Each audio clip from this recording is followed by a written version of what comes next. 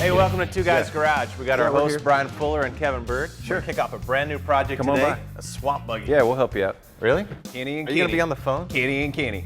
I mean, always. We're in the neighborhood. All right, what do they want?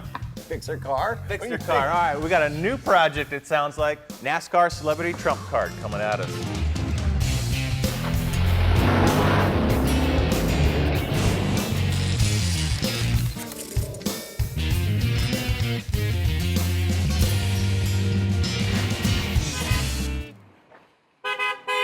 I'm a little disappointed that they're not drafting each other. You know, I expect a lot out of you guys. I only want him so close behind me. You guys maybe recognize the federated NASCAR Cup driver, Ken Schrader, and also Kenny Wass. Hey guys, What's going on? glad you could make it. Looks like you brought a toy with you. Oh, it's good to be here. We're big fans of this show. I mean, we've been watching it for 10 years now, right? Wow. And we've seen a lot of things you do, and we really like it. Well, you know what? We've seen your show too, and I don't want to say how many years we've been watching you guys, but great show out there on the NASCAR yeah, circuit. but two Guys Garage is a lot of fun. All of you have a good time. Yeah. You guys are always fixing stuff. We're tearing stuff up most of the time. Right, that's right. So what'd you bring us? I brought you a 2004 Corvette. Federated Car Care is going to give it away in a promotion. Very cool. And we want to go through it from the front to the back with a fine-tooth comb and make sure she is 100% standing tall, ready to go. And let me guess, when you say we, you mean us. Well, we all want to make sure it's standing tall, but we want you to do it. Okay, Yes, good. yes. Oh, okay, all right. Well, I kind of figured that was coming. Yeah, so all we got to do is fix it. Now, Kenny Okay. and I are going to go to the racetrack for a little bit. All right, so you got a list inside, Got a ready list for us inside. to go. Well, let me do one thing, though, because you guys are going to need these. So Perfect. who's going to actually be in charge here? Who's in charge? That's always Here, a we're gonna have, struggle. we're and going it to have a depends on- face-off. Oh, I'm in charge! Oh, I'm in charge! Now we're in trouble. All right, let's get it inside. Let's get in the shop, guys. You're staying, right? We'll be back. So, how'd she run? You know, it was about somewhere fair to medium, I would say, with the typical check engine light, which is not a big shock. So not tippy top. You know, I saw some smirks when they left, so I figured we might be getting ourselves in a little deeper than they let on to. Originally 350 horse, not anymore. All right, well, why don't we get in there and start digging in? And before we just throw some parts at it, let's do some diagnostics. Yeah, we're gonna go through a 21st century tune-up. Now in the old days, change out the spark plugs, change out the wire, do the flush of the radiator, plug wire, normal kind of stuff. But today, it's nice because you have a computer. We're gonna plug in this auto test, plug it right in OBD2 under the dash, and it's gonna wirelessly give us some codes, tell us what's going on. We can use those to figure out what we need to replace and not just throw a bunch of parts at it. Yeah, it's great because now we can be interactive. So we can get the information, we can actually put some back in. And you know, with the wireless tablet here in this form, I can walk around the vehicle, I can input stuff, I can do screen grabs, I can throw it into a document for my customers. It's a real great way to do it. Or you can throw your laptop on and basically get the same function. I'm gonna go ahead and plug it in. All right, why don't you pop the hood and I'll do a visual. See what we got under here. And actually, it's pretty clean under here. He's got more dirt in the interior than he does under the engine compartment. Now we got a 5.7 liter engine, as Brian said, used to make 350 horsepower. I don't see anything, you know, like a raccoon or any, you know, nest built up under there. So that'll be at least nice to work under. Let's pull some of these codes out, see what we've got, and we'll start using some brain cells along with it and do a little walkthrough on the diagnostics. All right, let's get our tablet linked up. So let's see if you can pick the right vehicle there. Easy. All right, so we got GM. We're wireless connecting to our VCI unit. Cool. Corvette 04, engine size, VIN. So yes, we're sure. We definitely got the right one. All right, you're not picking body. Why not? It won't fix door dings. Well, you know, there's latches and locks and gauge This is clusters. true. Yep, so we can check airbags and all that stuff, but we're gonna go into engine side. So, yep, engine control module. We're not dealing with the transmission, so, okay, diagnostic trouble codes. And we'll get some of these, you know, DTC information, so let's pick on that guy there.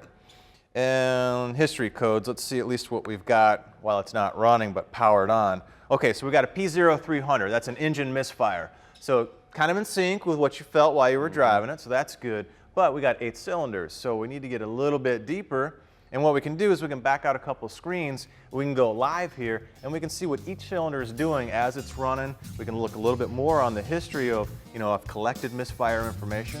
So we're gonna take a break. When we come back, we're gonna get a little bit deeper.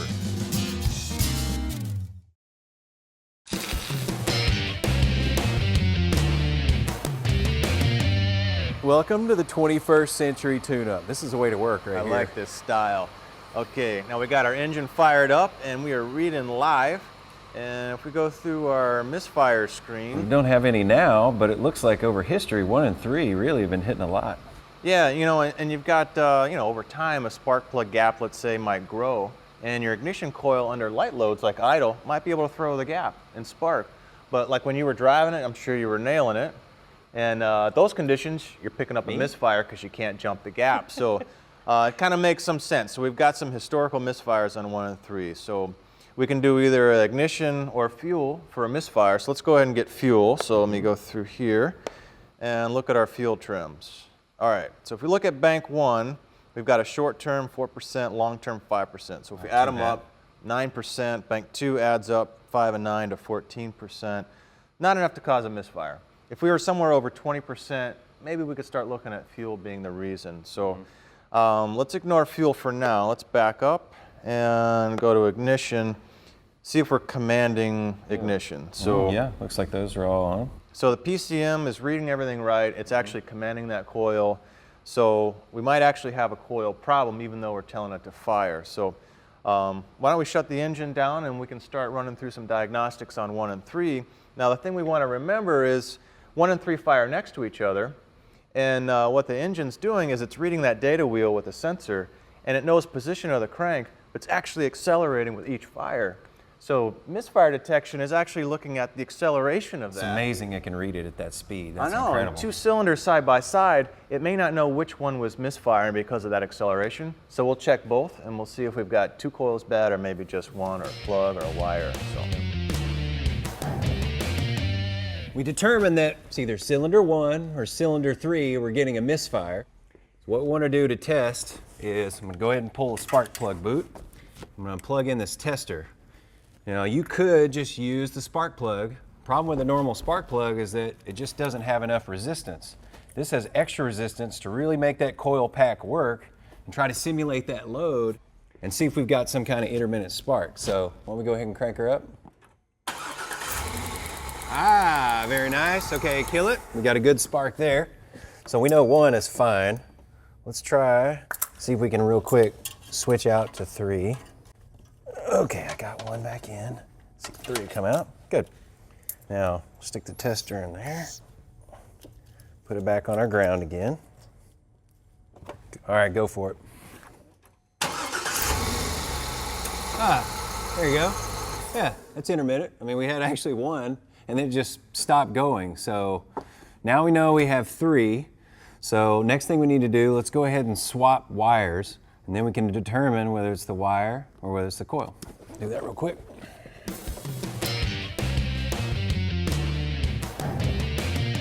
Okay, I got that wire swapped out. Go ahead, hit the key. Aha! Okay, that's it. Our coil on number 3, that's our problem. We've diagnosed, the computer's sending the signal, everything else is good, 1 is fine, we just got a bad coil on 3. So that's cool. Now this thing does have 60,000 miles on it. Probably a good time to just go ahead and call Federated, get a new set of plug wires, 1 coil, and we will be set. So right now we're gonna take a break, and we'll be back with some more stuff.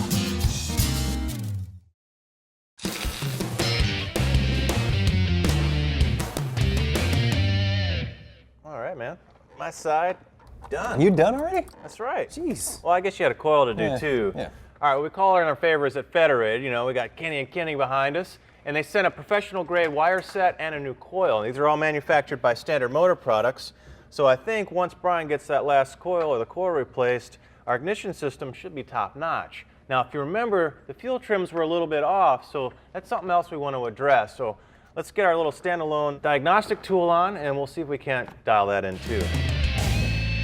All right, and we got our ignition system all buttoned up and seems to be running pretty good. I can't wait to get it out under load and make double sure. Now I'm looking at my O2 sensor condition, right? So the oxygen sensor you know, it's basically an on-off switch. So if I go enough lean or enough rich, it'll kind of flip the computer to kind of start leaning out or start richening up, you know, some of my injection. Now you want this action to go really, really fast. And, you know, I got some screen grabs and you can see the oscillations of the computer is actually making it go rich and making it go lean. So it's staying in a really fine band, you know, right around lambda, you know, the right air-fuel ratio. Well, these are actually kind of slow. And you can see by the frequency, like how fast they're going back and forth. So they're slowing down, they're getting aged. You know, they've got a lot of exhaust pulses blowing by them. So I think we're going to go ahead and replace them. You know, it is the Kinneys. So let's throw some new O2 sensors on there. You know, we're at 60, 70,000 miles. And we might as well go ahead, clean up those fuel trims, start flushing the system out. Time for a bath. We're going to take these injectors and give them a good cleaning. Now we're going to start with this clean kit. This is from S&P. This is the Clean Plan system. Now everything in here is all the parts that you need, all the adapters. You got a DVD inside. Check this out. More goodies. Everything you need for whatever car you're working on. Now we're going to start with Ultra Clean. We're going to put one container in there, and we're going to use shop air to pressurize it to the same pressure that the fuel pump is going to pressurize the rail. Now this is going to replace our gasoline. It's going to burn, but it's got cleaning agents in it. Now what we need to do is we've got it connected to the rail. This gauge will tell us what the rail pressure is. So different vehicles are going to run at different pressures. So we're going to cycle the fuel pump. So Brian, if you want to get in there and cycle that guy, we can see what its normal operating pressure is, about 50 psi. Now I can come over here and start to dial this guy in to about 50 psi. I can open it up now. Now when I start the key again, I want to make sure that I pull my fuel pump relay out. So I don't want to run gasoline through it, I want to run my solution through it. So that's going to clean everything out. Now it's going to siphon it all out, and when it starts to gurgle or pop, you know it's done. You can shut it down. So that's step one. Step two, I'm going to put another container of a similar cleaner in the tank. That's going to do a slow clean and a slow flush through the system. Now step 3 and 4 of the process, you want to clean your mass airflow sensor, and your throttle body. Once you've gone through all that, your fuel system is nice and clean. All right, let's see if we can get this thing to fire up. This tip is brought to you by AutoGeek.net. We are car care. Back here again with Mike Phillips from Auto Geek. Now today what we want to do is give you a lot of good buffing techniques. We're going to be using a rotary buffer, and what we're going to do here is we've already compounded the hood, so now there's some trace hologram swirls left over. That's normal. What I want to do is show you how to remove them the safe, easy way using Wolfgang polishes. Yep, we've already washed the car, we've clayed it, and it's been used, wool buffer has been used already. Now, what makes using a rotary buffer easy is using a quality polish. And a quality polish is a polish that has a long buffing cycle, easy wipe off, yet it's still effective. Let's go ahead and I'm going to show you a technique called picking up your bead on the fly. Ooh. Now what you do is you lay down a strip of product. This is the Wolfgang Total Swirl Mover. Now what I'm going to do is I'm going to touch down the right hand side of my pad about 10 degrees. What this does is it pulls that bead of product into your pad, keeps it trapped between the pad and the paint, and that way you don't throw splatter anywhere. The next thing you want to do is switch over to a softer pad. Okay, so we've already removed the swirls. Now we're going to just polish up to a really high gloss. Finishing glaze. For this, I'm going to use a red, soft foam finishing pads, and foam pads are all different. You always want to match the right foam pad to the process you're doing. Basically starting with a rougher foam pad, and you're working your way up to a really soft one. Now I'm going to do the same thing. I'm going to pick my bead up using the 10 at 10 technique. I'm also going to slow my polisher down to the #1 setting, which is about 600 RPM. Move on to some wax. You know, the next step is putting the wax on. And you could do this by hand, but I'm going to show you a little tip here, and that's how to apply a paste wax by machine. I'll let Brian run the polisher. I've just taken and knocked the Wolfgang Fusion out of the pad, apply a little bit to the face of the pad, and go to town. Turn the speed down a little bit. And we're using an orbital type now.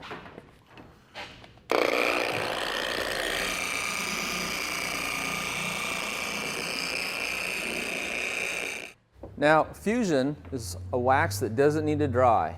So just carefully come down with a clean, dry microfiber towel, folded 4 ways, spreads out the pressure of your hand, and that's what a nice looking finish should look like. There you go. Again, there's nothing to be afraid of. It's about cleanliness, using the right product, using the right pad, and other than that, it's easy. Yeah, using good technique. The Wolfgang polishes are actually real easy to use. They have a long buffing cycle, easy wipe off, and that's half the battle. Hey, you know, there's a lot of great information at autogeek.net, so check it out.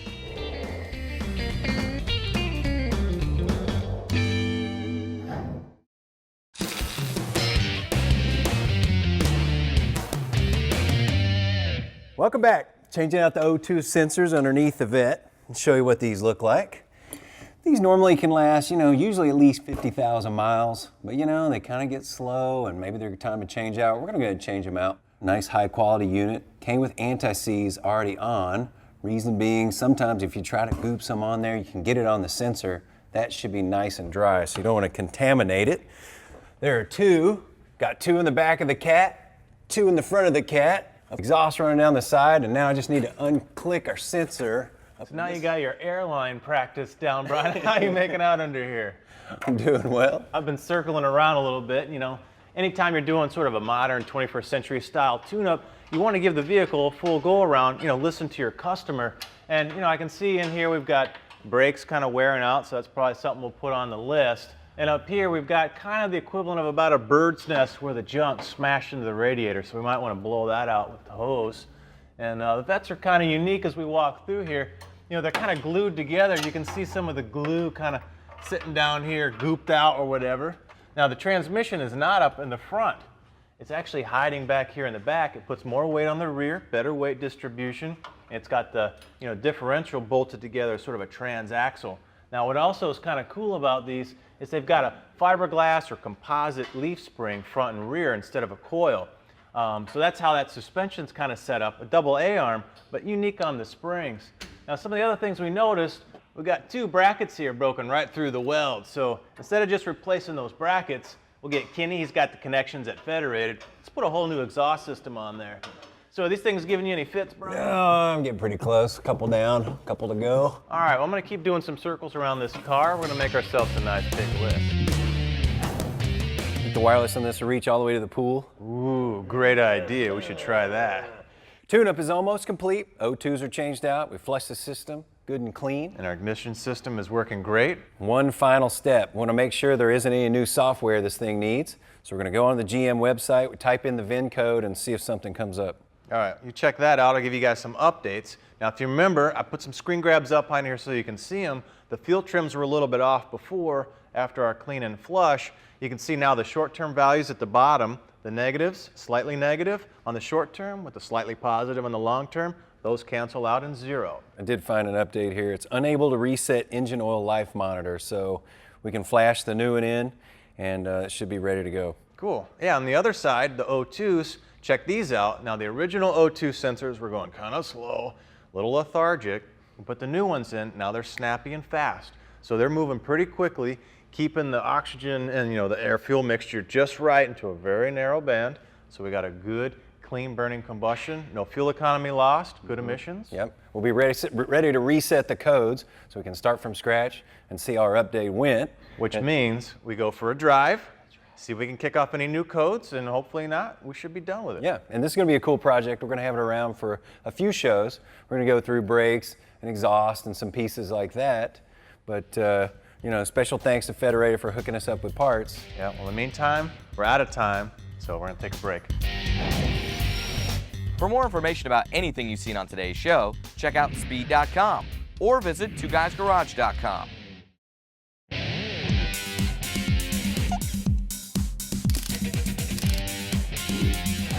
And one of the first things I like to do when doing some maintenance on a car like this is make sure you can see.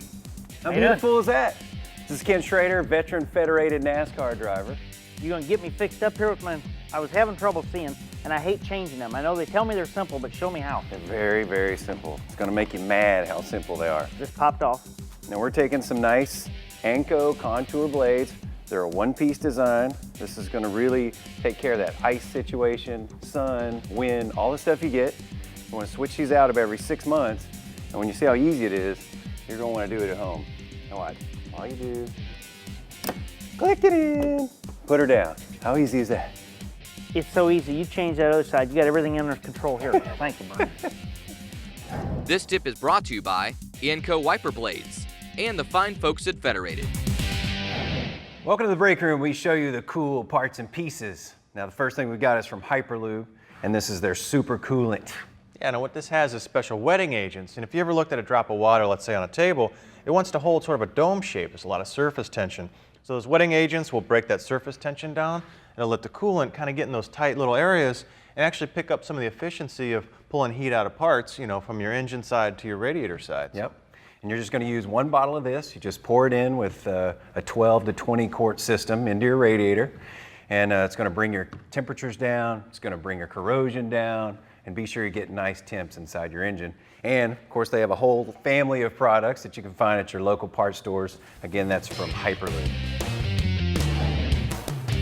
All right, next one we got up is Metal Rescue. Now this is from Armor, and they're calling themselves the Workshop Hero. And I can tell you from personal experience, this stuff is a hero. I tell you what, anybody in my shop that works hard, that I don't have to work, is a hero, and this is basically the same thing. And we let this sit overnight. All you do, it's a water-based synthetic polymer, and it's amazing because it literally pulls rust off. And if you got light rust, it's about 4 hours. Something heavy like this, we just set this overnight, and you can see what it did. Yeah, I mean, think about all the nooks and crannies you're going to have to get in there with a brush and clean, or try to go take it to media blast. It's something in your garage you can use. You know, you don't need gloves. It's very friendly to your hands and the environment, and you just drop your parts in and you kind of walk away. I mean, how many times you like ground and scrub and clean and ground? I mean, show what it did to the chrome. Check that out. I mean, how do you get in there and really clean off all that rust so you're not scoring and scratching the chrome?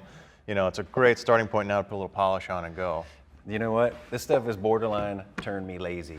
So be sure you get out and get yourself some Metal Rescue from Armor. Well, that's it.